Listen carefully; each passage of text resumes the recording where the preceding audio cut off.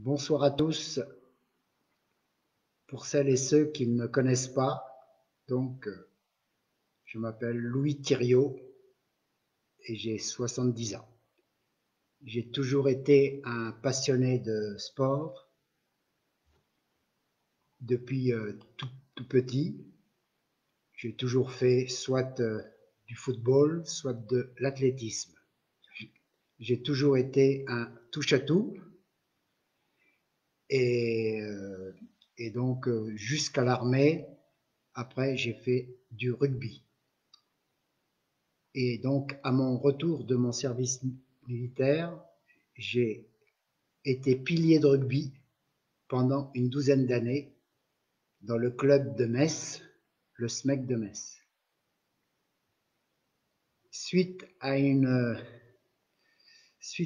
grave blessure provoquée par un de mes équipiers, enfin bref, je me suis retrouvé à l'hôpital avec une blessure du poignet. Et à l'hôpital, donc, ce monsieur m'a raconté ce qui s'était en réellement passé. Mais c'est pas grave, j'avais vu sur Internet, enfin à la télévision, un reportage sur le triathlon de Nice. Et j'ai été tout de suite emballé par cette discipline. Donc, dès ma sortie d'hôpital, j'avais tourné le dos déjà au rugby et je m'entraînais déjà pour le triathlon. Bien sûr, ce n'est pas évident de s'entraîner pour le triathlon quand on est ancien pilier de rugby, 95 kg, 1,75 m, mais bon, à force d'entraînement, j'ai fait donc d'abord des semi-marathons, après donc mon premier marathon en 3h20 et un deuxième l'année d'après en 3 heures. Et donc, j'ai fait effectivement le triathlon de Nice après moins de 2 ans. J'ai fait le triathlon de Nice en 7h29 en 1986, à 36 ans. Et après, donc, j'ai été blessé et ensuite, j'ai quitté mon travail de chauffeur de bus à la ville de Metz pour redevenir chauffeur routier. Et donc, c'est pas évident de s'entraîner quand on fait des semaines de 60 à 80 heures. Donc, j'ai laissé un peu le sport en jachère, comme on dit, pendant presque 20 ans. Et j'ai voulu donc, à ma retraite que j'ai eue à 58 ans, j'ai voulu reprendre cette discipline, car si j'ai fait le triathlon de Nice, le Graal de tout triathlète, c'est de faire l'Ironman d'Hawaï. Donc, je me suis entraîné afin de me qualifier pour ce triathlon. Malheureusement, une nouvelle épreuve, j'ai eu un grave accident de vélo le jour de mes 59 ans. J'ai failli y perdre la vie. Et donc, voilà. Et suite après ça, je me suis lancé dans la marche athlétique. Et donc, dès 2011, j'ai fait mon premier défi, justement, sur la voie sacrée entre Verdun et Bar-le-Duc de 56 km. Et tout le monde était étonné de ma performance.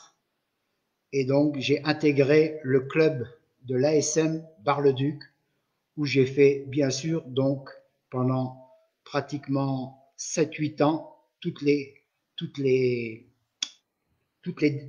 distances, du 5000 mètres donc aux 1000 km que j'ai fait en 2016 en faisant la marche du Grand Est en 10 jours et 9 heures.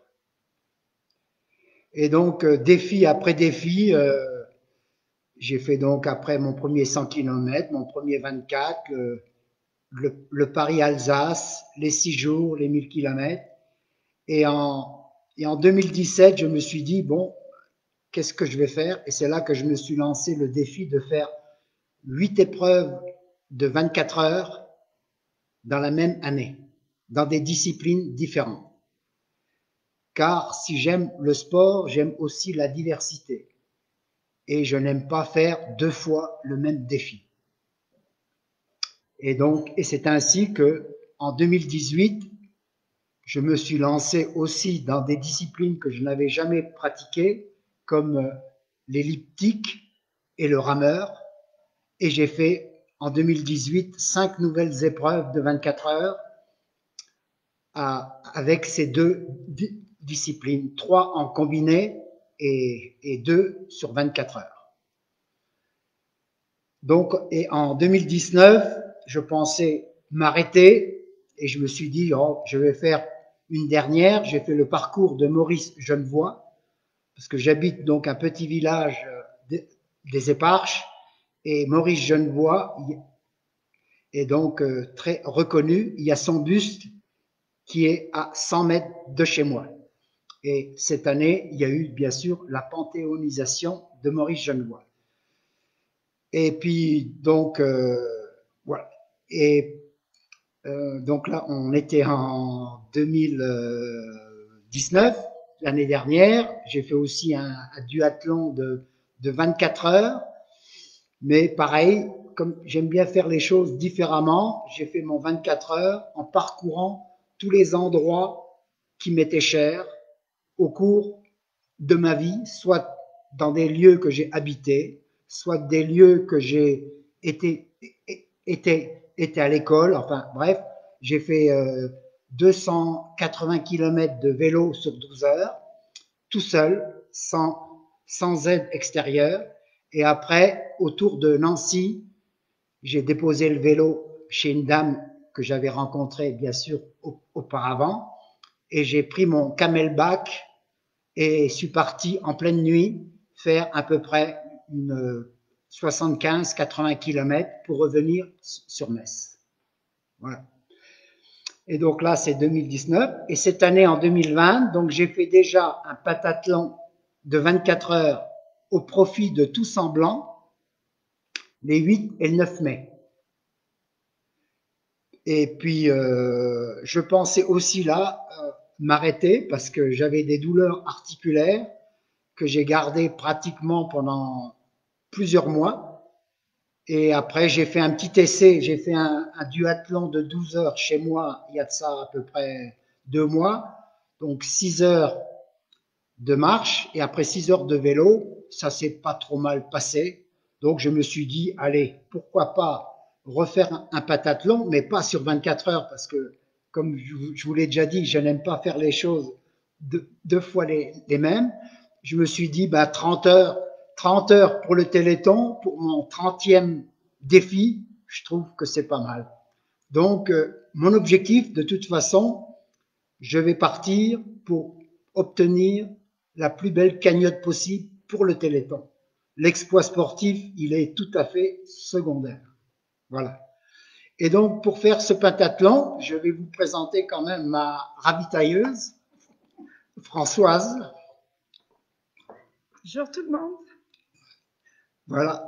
Donc, elle va m'aider. Donc, elle va me ravitailler en solide et en liquide, comme elle a toujours fait depuis pratiquement 10 ans, puisque mon premier défi remonte en 2011. Donc, ça fait pratiquement 10 ans.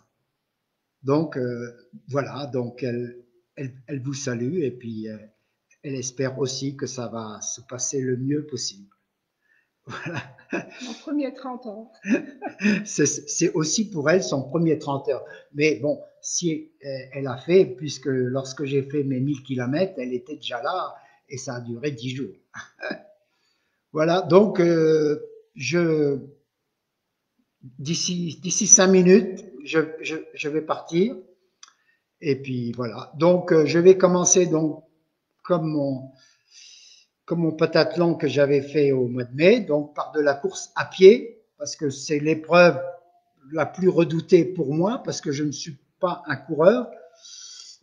En plus, je cours, on va dire presque rarement. Donc, je préfère m'en débarrasser le plus vite possible. Donc, je vais essayer de partir à 9 km heure. Je vais suivre mes pulsations pour qu'elles soient autour de 110. Et si au cas je vois que mes pulsations elles sont trop hautes, eh ben, je réduirai bien sûr la vitesse. Voilà. Et donc, je vais courir jusqu'à minuit. Bon, je ne me donne pas, comme je vous dis, de kilométrage. L'objectif, c'est que la cagnotte grimpe. 36, 37, enfin, plutôt le défi Louis. Défi Louis, allez assurer donc cette cagnotte. Voilà, donc je vais bientôt partir. Là, il est 56. Donc, je fais ça donc dans ma grange. Bon, elle, a, elle est assez grande. Elle fait à peu près 100 mètres carrés. Malheureusement, elle n'est pas chauffée. J'ai fait un défi il y a 2 ans. Il faisait tellement froid. Il faisait -10 dehors. Et je me suis dit, c'est pas possible de faire un défi. Il faisait en dessous de 0. Donc, j'avais installé des bâches partout. Mais là, je me suis dit, bon, allez, je vais faire avec. Je vous donne là quand même la température. Il fait 6 degrés 6. Bon, s'il fait froid, je mettrai un bonnet et je mettrai des gants. Hein. On va pas. Hein. Bon, voilà. Donc, je vais m'installer. Et puis, voilà. Merci à tout le monde.